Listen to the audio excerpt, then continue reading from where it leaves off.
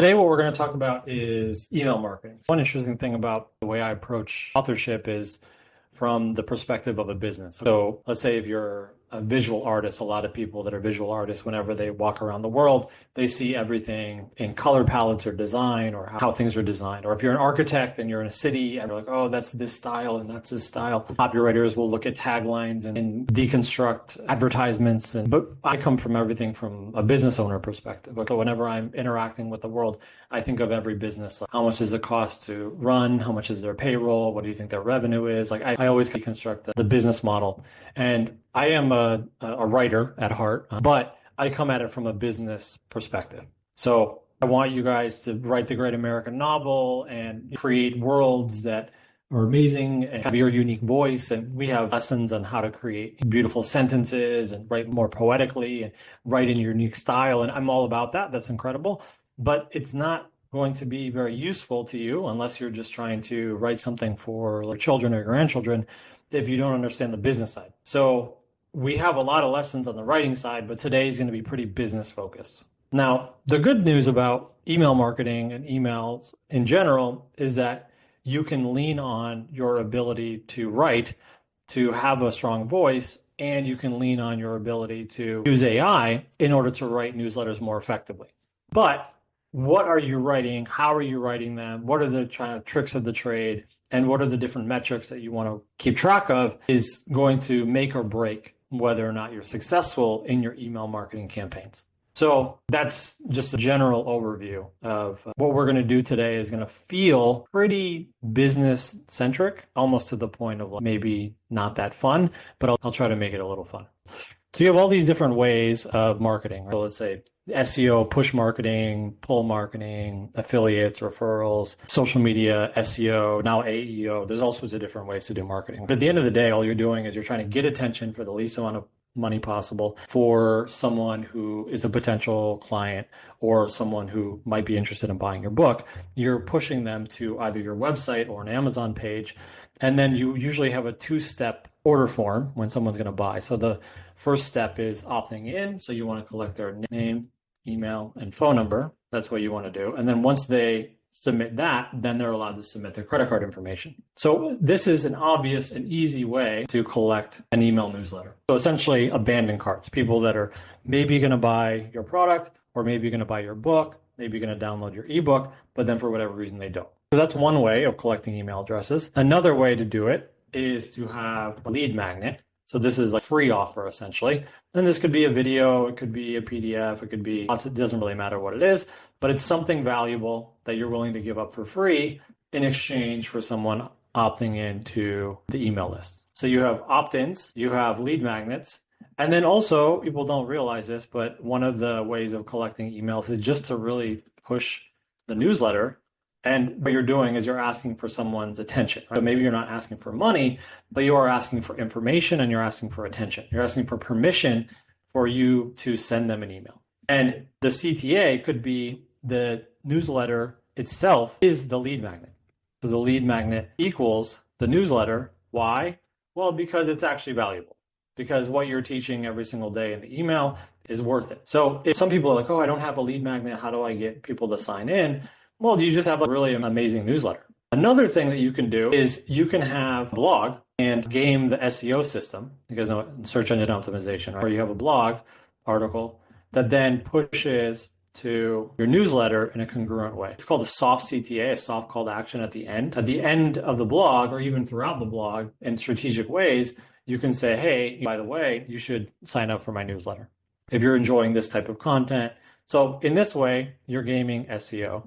In this way, you can essentially ask for that from any social media platform or any ads. Same thing with your lead magnet, except you have a little bit of a bribe and you're digging into Robert Cialdini's reciprocity, right? I give you something, then you're going to want to give me something back. Or you can just get someone that's almost going to buy your product, and by default, if they almost buy your product or they buy your product, in this case, it would probably be your book, some version of your book, whether it's an ebook or a physical copy or an audiobook or a course version of your book. It doesn't really matter. But at the end of the day, these are like obvious ways to collect someone's email address. So let's say you're collecting someone's email address, and what you're going to want to do is then put them into a CRM, customer relations management software. Essentially, it's a tool that you can send out emails and text messages. So some of the obvious ones are like GoHighLevel or HubSpot or Klaviyo, or you could even do Deal.ai has a cool one that they just started, which is Alex's company. You have Salesforce, or for like more enterprise level softwares. There's a million different ones, right? There's so many. So the idea is you want to get something where you can organize your customers into a series of buckets. So your first bucket is everyone that's on your broadcast. A couple little things that you're going to want to do is you're going to want to have a bonding sequence.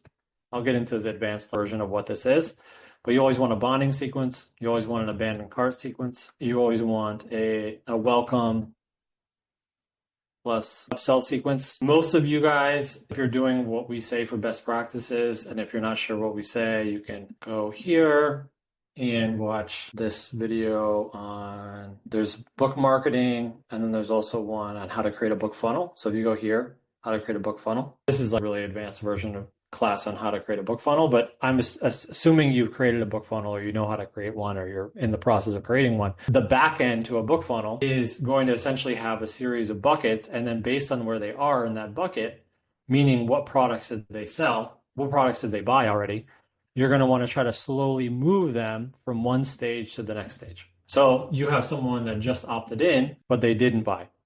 Then you have someone that bought, but they didn't buy the upsell. One person that bought the upsell, but they didn't schedule a call for maybe your high ticket product. Or maybe they scheduled a call, but then they didn't show up. Or maybe they scheduled a call, but they didn't buy, or they need a contract. And you see how you'd be interacting with each one of these buckets in a different way. So the emails that you're going to be sending to people is going to be different if it's a general, like your general broadcast newsletter to everyone. That's going to be very different than if someone opted in, but they didn't buy. That's going to feel very different if someone purchased, but then maybe they just purchased your ebook, but they didn't purchase your subscription. Or maybe someone purchased your subscription, but they didn't buy your course, but they brought your course, but they didn't schedule a call to talk with you and work with you one-on-one. This is especially relevant for anyone in nonfiction or anything in the business world or in the coaching world. It's very important that you schedule calls with people that buy your book, because the Pareto principle in business, 80% of your revenue is going to come from 20% of your clients. And so you want to make sure that you have a high ticket product that you can sell for, let's say, $2,000 to $10,000 to maybe even $20,000, because that can turn you from, oh, I only sold 200 books to I sold one of the people who read my 200 books, $1,000 product. Now I can reinvest in marketing, and now I'm off to the races. The idea is that you're going to push people, you're going to push traffic to a funnel in one of these ways. They're going to enter your CRM. You're going to use one of these softwares or a different one, it's fine.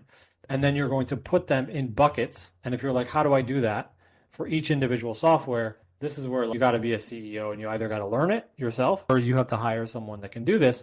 But I call this a bullshit detector in business, where you have to know if you're going to hire someone how complicated something is. So you at least have to know the basics of it. Otherwise, you're going to get scammed. So if some random person, if you say, hey, I have an email newsletter right now, I'm using WordPress and a couple plugins on the back end, and I want to clean up my email list, and I'm a member of BookDaddy, and Jonathan said I need these different categories, and you're going to hire someone to do it for you. If you don't even know that these are the categories that you need, it's very difficult for you to know how fast they can do it in theory, and also how much it should cost in theory relative to how difficult it is. And nowadays, this is not that difficult for someone that knows what they're doing. So just don't get scammed. And if you just say, I need email marketing, and then someone's like, oh, I'll do your email marketing for $5,000 up front, and then I'm going to charge, $3,000 on the back end for retainer. If someone says that to you and you don't even have an email list, they're essentially scamming you. It doesn't mean that they're not going to do work, but it means that they're like charging for the work that actually is needed. So the more that you know what you need, the easier it is to find people to help you. They can just implement what you're already telling them to do versus paying for strategy or consulting, which often costs a lot more money. So you're going to have each one of these buckets inside of CRM. So the idea here is that each one of these you're going to have some automations. So there's essentially like three different types of emails. So there's automation emails, which are going to be triggered whenever some event happens. So you can imagine an opt-in sequence will trigger if they didn't buy. If someone buys, but they didn't buy the upsell, it will trigger this automation, which are triggered whenever some event happens. And this is going to usually be a 3 to 14-day sequence. So you're going to want to have a 3 to 14-day sequence for any automation. And it depends on how aggressive you want to be, depending on whether you do 3 days or 14, but minimum 3 days. Then you have deal specific. So this would be like Black Friday or holiday deal. And in these deals, you can either send them to everyone or you can send them to demarcated groups if they are a certain qualification. So let's say you wanted to send an email to, let's say, subscribers who have been around for 6 months. So you know that they like your product, but you may want to send them, for example, like a pay a year in advance, and you give them some discount. You say, oh, normally it's $100 a month, but you can get the whole year for half off. It's $600 right now. But that wouldn't make sense if someone hasn't even purchased the product, because why would they want to pay for a year in advance when they haven't even tried it? So you want to create these types of buckets. And then in that case, you're going to have a very clear call to action for whatever product you're trying to sell. If you guys are like, what the hell are you talking about with upsells? We have an upsell marketing and sales. If you go to upsell developer for fiction or nonfiction, depending on if you have fiction or nonfiction, you can just fill out all this information and it will give you upsells that you need. So you got to fill out information about your brand and what you do and your book and all that kind of stuff. And it'll give you all the upsells that we suggest. But in order to have a series of upsells, because you can't upsell things unless you have additional products. And you got to get over this. Everyone here, you got to get over the idea that you're going to come out with a book and it's going to be like #1 bestseller right away. You have to approach this as like a circle. So like you come in and it's pretty easy to get like 50 people to buy your book, right? And then if you have a really good book, if you just do any little decent marketing campaign, like you can get 50 people to buy it.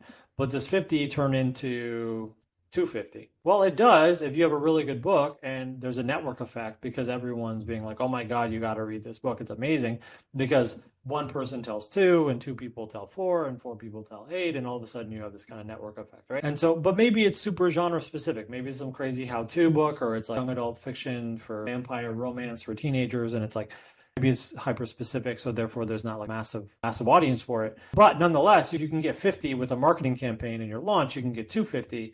And if you can get 250, then you're off to the races a little bit. And so the question is, the 250 times what number? And this is called average order value in business. So it's like, how much does each person pay? And if each person pays ebook or something, and then your whole business did 6 months of work. I mean, with Book Daddy, now you can write a book in a week. But let's say you did a lot of work for this and you make $2,500. That's not bad, but like, you can't really quit your job unless you're retired and you're just doing this for fun. If you want to make a living at this, you're like, wait, what if I, instead of $10, what if my average order value was $50? Well, okay, that's a lot different because now I just made $1,250. But how do I make $50 per person? Well, the easiest way to do it is to have a series of upsells where a certain percentage of people are going to buy different things. So let's say you have your $10 version, and then you have another product that's like $49, let's say, per month or something. It's like community, or it's nonfiction, maybe it's like kind of online training, and then maybe you have a one-time thing, but then you have this like $1 buy ticket down. So when you think about this, you're made $2,500 each, but what if you can get 2 out of 250 people to buy your $5,000 thing? Then all of a sudden, you just made $10,000 off of those 2 people. And the point of this isn't to make money, by the way. I mean, obviously money is good, but if you really are like a proper business person, what you're going to do is you're going to put it back into marketing. So then your 250 turns into, it's self-fulfilling prophecy, right? Your 250 turns into 500, and then you make another $10,000, and then you put that back in to marketing, and then now you have 1,000 people, and then out of 1,000 people, you can see where this is going, right? This is like a virtuous cycle where essentially you take the money that you got and then you reinvest it into marketing so you can have more people on top of funnel buying, either joining your newsletter or buying your version of your product, which is probably your ebook or even a simple audiobook. And so you're not trying to like, oh, I made $1 million off of my book. I'm trying to get people in my network so that I can find my true fans who I can really help. And if you're a fiction writer, it could be, I'll help you write your book, or I can help you edit your book, or maybe they love your world and they want to interview you. If you're like confused about this, just use the upsell developer for fiction. And it's trained to suggest things that are like $5,000 to $10,000, and it'll do the copywriting for you and everything. It's pretty wild, honestly. Essentially, that's what you're trying to do. Right? As a business owner, this is all around you guys. This is everywhere you look. Like buy a car, there's upsells. Oh, well, do you want this type of tire, and do you want the insurance, and do you want the pro version? You know, you buy McDonald's and they say, oh, well, do you want fries with that? Do you want supersize this? This is not some digital marketer Russell Brunson like scam thing. This is like the basics of business. This is not what we signed up for. You've tricked us into marketing bonus. What I'm trying to do is I'm trying to sign you up for the truth. That's what I want to do. I want you to give you the truth as writers. The truth matters. And if you have your book here at $9 right here, and you're like, oh my God, hopefully I can sell 1 million copies of this book. The odds are you're not going to sell 1 million copies of this work. You're not going to be Atomic Habits, probably. Now, could you be? I hope you are. I believe in you. Let's go. I'm not trying to be like a downer here. I'm just saying the truth is that the Pareto principle is really, really strong, where it's like 50% of all the books that are sold in the world are like 30 authors. So at top gets like all of the wins. But if you can have additional products, you have something that's $29, and then you have something that's $100, and then if you're a nonfiction author, I do this like consulting, which is like $100 an hour, and then by the way, if you want to work directly with me, it's $5,000 or something, right? And so the idea is that just if you reverse engineer the math, getting one of these people is the equivalent of getting 550 of these people. So what do you think it's easier, to sell 550 books or to sell one person that you help one-on-one? And I'm not saying that you should make a living off of selling $5,000 to $10,000 products. But what I am saying is that if you can do this, right, then you can reinvest in marketing so that you can then just continue the hamster wheel in a good way, where you're getting more emails and you're also getting more buyers. I'll give you an example. Would you rather have, this is like very nuanced and kind of therefore advanced thing, but I want you guys to understand this. Would you rather have 1 million people paying you $1, or would you rather have one person paying you $1 million? I'm going to give you the answer. The answer is you want 1 million people paying you $1. Why? Because you can find a person to give you $1 million from that million $1 purchases. So when you have all of your revenue with one person, it's a very risky business. It's like that one person stops paying you and you go to zero. Whereas if you have 5 or 10% churn, people cancel, people don't want to work with you anymore, but you have 1 million people that are paying you, even if 10% of them cancel or don't want to buy anything else from you, you still have $900,000 in revenue. Whereas if that one person is your entire life. But anyways, you're building all of these emails, right? And you have all of these buyers, so that over time, isn't it annoying that all of these people are making all this money on Black Friday or on Christmas, and you're like, why can't I send an email and have a Black Friday deal and make $50,000? That sucks. Or make $1 million. Like, why? Well, the step one is build an email list. This is the strategy as to why you got to build an email. So you got to build an email list. And if you guys read my email today, the Instagram algorithm, just to be clear, if you're like, oh no, I focus on Instagram. Wrong. The reason why your email list is the most important thing, one, because you're a writer. So you got to dig into writing. And two, your email list is downloadable. So every so often you can download the CSV and you own it. So you can take your email CSV file, upload it to any CRM in the world. The CRM doesn't own it. Shopify doesn't own it. GoHighLevel doesn't own it. HubSpot doesn't own it. Salesforce doesn't own it. Close.io doesn't own it. Whereas your followers on Instagram, you don't own those followers. You don't own them, really. You don't own them. So you change the algorithm, you're screwed. I mean, how many people are complaining about the algorithm changing on Instagram? This is essentially all I hear all the time. And the reason why, I explained this in the digital marketing course, but I've used all of them. I mean, I've used ClickFunnels, I've used HubSpot, I've used GoHighLevel. I don't GoHighLevel right now, but we're switching over to Deal.ai's new one, and I like that as well. So the big idea, you could use ActiveCampaign, you could use Klaviyo. I mean, there's a million different ones. So let's assume you have an email list, and you've bucketed them into these different categories. So you have, let me go back to this, I got distracted. So you have deal-specific terms for Black Friday, and then you have essentially all, which this is a deal for a holiday, but it applies to all people. This could be like 20% off everything or high ticket. And then you have your daily broadcasts. And your daily broadcasts should be at least weekly. If you call yourself a writer, you got to do weekly. You got to do at least weekly. And you're like, oh, I can't write an article. Like, yeah, you can. You can write them with a ghostwriter. Promise you can write them. And if you can't write a weekly email, then you're just not serious about being a writer, which is fine. There's no big deal. You can do anything you want in your life, and as long as you're ethical and happy and you take care of your family. And this is a meta lesson about life. If you want something and you want the thing, and then you're not willing to do the basic thing to get the thing, then you don't really want it, if that makes sense. And that's okay. You just either have to accept the fact that you're like not willing to do the thing to get the thing. You're more of like an idea dream thing. So let's be honest with yourself. Am I willing to do it, even if it's hard? And if you are, then cool. And if you're not, then no big deal. Anyways, so let's say you're doing a daily broadcast. The way that I approach daily broadcasts are through one of these. So this is the lens to approach it. There's 100, 0, 80, and then there's 0, 100. And so essentially the way you want to think about it is that the line here is sales versus value. So value versus sales. So a 100 out of 100 in sales, this would be like the last day of a Black Friday, 2 hours left. I'm not trying to teach you anything. I'm just like, bro, you got to buy this thing, right? 2 hours left, buy it, period. Another version of this would be a value email that doesn't even have a link. There's no link for anything. It's just, hey, by the way, here's like a bunch of, I'm teaching you something, depending on what you teach. And then you can probably reverse engineer this. So this is what I call a soft CTA here, where 80% of it is going to be value. And then at the end, there's often like PS, by the way, you might want to schedule a call, or PS, you might want to buy this thing. So that's like soft CTA. 50-50 is usually how I write automations. So anything that I'm like trying to get someone to buy something, I usually do 50-50. So all of these automated sequences, I usually do 50-50. And I lead with the value, like, hey, by the way, this is something that I want to teach you. Then here's like really advanced copywriting, but this is how I always do the value that I choose.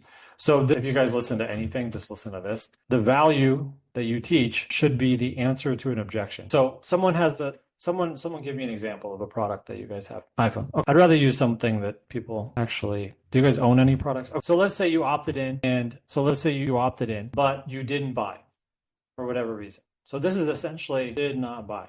So essentially this is like abandoned cart sequence, which is an automation. Like the most obvious automation that everyone knows about is an abandoned cart sequence. There's more automations that you're going to want to do, like I said, but this is like the basic one that like everyone knows something about an abandoned cart sequence. So let's say, what are the reasons why someone would not buy an iPhone, which is an objection? So there's always price, but price is relative to value. I always say that there's 6 objections. There's the price objection, not worth the time, meaning that it's difficult. That's always an objection. It's price relative to effort. So like price or not worth the effort, which is price relative to time, or price relative to effort. So that's always one of the objections. And then it's, I don't trust the company. I don't trust the product. I don't trust the salesperson. That's Jordan Belfort, those 3. And then I don't trust myself. I call this a snowflake objection. And I don't mean it in a political way of like a snowflake. I mean like really like everyone is unique, right? So it's not going to work for me because I'm special. I'm a special snowflake. It's not going to work for me, even though it's worked for everyone else, right? So these are like 6 objections that always matter. So let's say price is not relative to value. So let's say I'm going to do 50-50 teaching. So I'm like, what am I going to teach in the email? Okay. Well, what if I wanted to answer the price objection? So to answer a price objection, you have to increase the value and you have to increase the stakes. And how you increase the stakes is you imagine the world over time. This is kind of a copywriting lesson, but anyways, if you want to increase the value, because you can't change the price, right? So the only thing that you can change is the perception of value in the client's mind or in the consumer's mind. And so how do you increase the value? Well, one of the easiest ways is to say, well, imagine if you made this small decision that you don't think is that important right now, but what is it? What is that value over a long period of time? So what are things that people really value in their life? They value love, they value money, they value status, they value freedom. There's like sorts of there's like basic stuff that people value. If you go why, like essentially everything comes down to DNA, and the only thing that DNA cares about is reproduction and survival. So essentially all copywriting comes down to reproduction and survival. Imagine if we can say, hey, by the way, there is Robert, yeah, they value time, but time is essentially survival, right? So like, because we're going to die, we want to use our time effectively, so just kind of version of survival. But I would do a series like 10 stats, 10 wild stats about iPhone users. So let's say I did that's the subject line. And then the subject line, I say, on dating apps, iPhone users have 30% more success rate. In business, iPhone users make 25% more sales when they're with the blue bubble. iPhone users make 35% more money. When people see an iPhone user, they on average like them 60% more. And I'm sure they have all these statistics, right? And so I would give a series of stats where you're teaching something, you're giving them value, and then you say, which is why iPhone is a steal. So you're answering the price objection, but you're actually teaching them something interesting and giving them a bunch of stats that they can ponder, but you're actually answering the objection about price, which is why you should buy this thing, like this thing. So that would be like 50-50 email. That's kind of a really advanced way to think about what value you should talk about. But if you're going to even 50% of the time sell something at the end, the value should be relative to the objection. So you're essentially teaching them a lesson. You got to be like a little bit of a life coach. I'll go back to what we were talking. So you have automations, and then you have 80-20. This would be like the week before an event or a discount, where you maybe teach something, but you teach it for like 2 or 3 sentences, and then the rest of the time you're essentially kind of aggressively answering their objection. So essentially what you want to do is, what's the purpose of this email? What's the purpose of this email? How aggressive is it in terms of its sales? Then what is the CTA? And then what is the lesson or lessons for the value? And then how long do I want to make it? So these questions you have to answer about every single email that you write before you can write it. So there's no like from the hip in email copywriting. You got to answer these questions. You got to answer these questions. And then you translate it into a kind of traditional, the subject line is to get a click. That's it. That's the only goal of the subject line, is just to get someone to click. The only exception to this is you can't lie. So you answer the subject line in first 2 sentences. So if you guys have studied anything about YouTube, this is how email works. So you have the thumbnail, and the thumbnail has to be paid off essentially in the first 5 seconds of the video. So the subject line is to get a click. And then what the click is, whatever you're promising in the click, essentially you're making a promise, you're going to want to speak to it in the first 2 sentences. So that's a hook. Then you're going to give value. So you're going to teach your lesson, whatever that is. And you can teach it in the form of a story. You can teach it in the form of facts. You can teach it in the form of a case study. Like, you're a writer. You got to be able to teach a lesson. And then transition to a CTA, call to action. Meaning, like, do you want them to click on a link? Do you want them to call you? Do you want them to do the hokey pokey? Do you want them to follow you on Instagram? What do you want them to do? The goal isn't to be like, oh my God, look at this image and it's on a billboard and it's so cool. That's not us. That type of branding is essentially playing a different game. So that type of marketing and branding is essentially to try to incept themselves into your brain when you think of a particular product. So if I say car, you might think Ford or Toyota or whatever. And if I say fast car, then you might think of something else, Lambo. And if I say safe car, what do you think? Right? So these are phrases that companies have won space in your brain. They've won. When you think soda, what do you think of? When you think pizza, what do you think of? Whatever company comes to mind, that company's winning. When you think of health insurance or car insurance, what do you think of?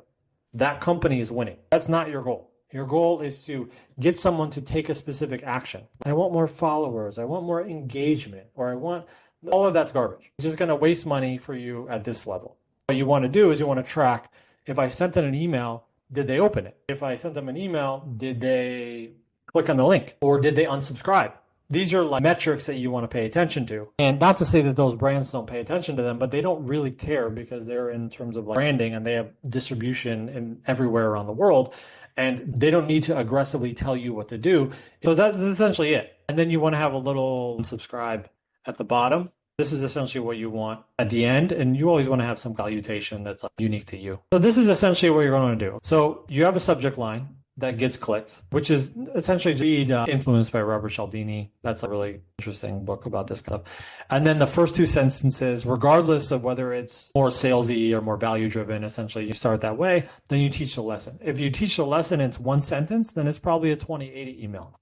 If you teach a lesson and it's 90% of it and it's just a CTA and the PS, then it's an 80-20 email. If you teach a lesson and you don't even have a CTA at all, you don't even have a link, then it's going to be 100 value email. But either way, you have to make this conscious decision before you write the email. So remember, these are the questions that you're, what's the purpose of this email? How aggressive is it? What's the call to action? What's the lessons? And how long is it going to be? Then you write the email and then you can actually do it. So what you're going to do is you're going to write your different automations. So these are going to be those 3 to 14 day sequences, and you're going to hook them up in your CRM so that you don't have to think about them. So they're automatically happening while you're sleeping. Someone buys this thing, they're automatically being given the automation sequence that congratulates them, teaches them something, but it's also very softly saying, hey, by the way, you should buy this upsell. And then you want to do a broadcast to everyone at least once a week, absolutely at minimum. And then for every major holiday, you essentially want to transfer your broadcast into sales sequence, but you want to do it in a way that's not going to force everyone to unsubscribe because it's really cringy and aggressive. And you want to think long-term with your email newsletter. For the first 1 or 2 emails, it's okay to be a little bit more aggressive, like, hey, by the way, you should have bought this thing. But the email is valuable in the long run. And so that's easier said than done if you don't have a lot of money to waste. But this is just a life lesson you always want to do. You always want to think long-term.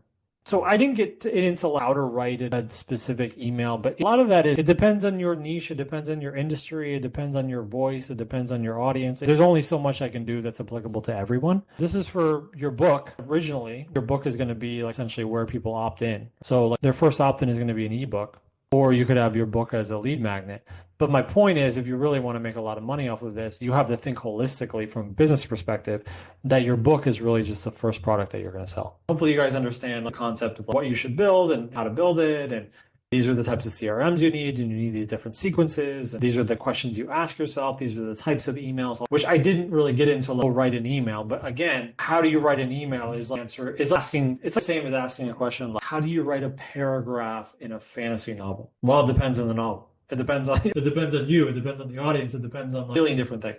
So if you guys use multiple softwares, like when someone asks you in business, what's your software stack? They're essentially asking you, like, what is the softwares that you use on your back end? A lot of people will use like Shopify for their front end, meaning like where people buy. They'll integrate with Stripe for payment processors, Zapier to put all of their contact information into GoHighLevel. They might use like ShipBob for shipping if they have a physical product, GoHighLevel for their CRM and all of their client management. And then if you get a lot of people, you might want to use something like Gorgeous or Zendesk for customer support. So there's a lot of, but those are just one of a million different. So nice to see you guys. Hopefully that was helpful. Have a good day. Bye-bye.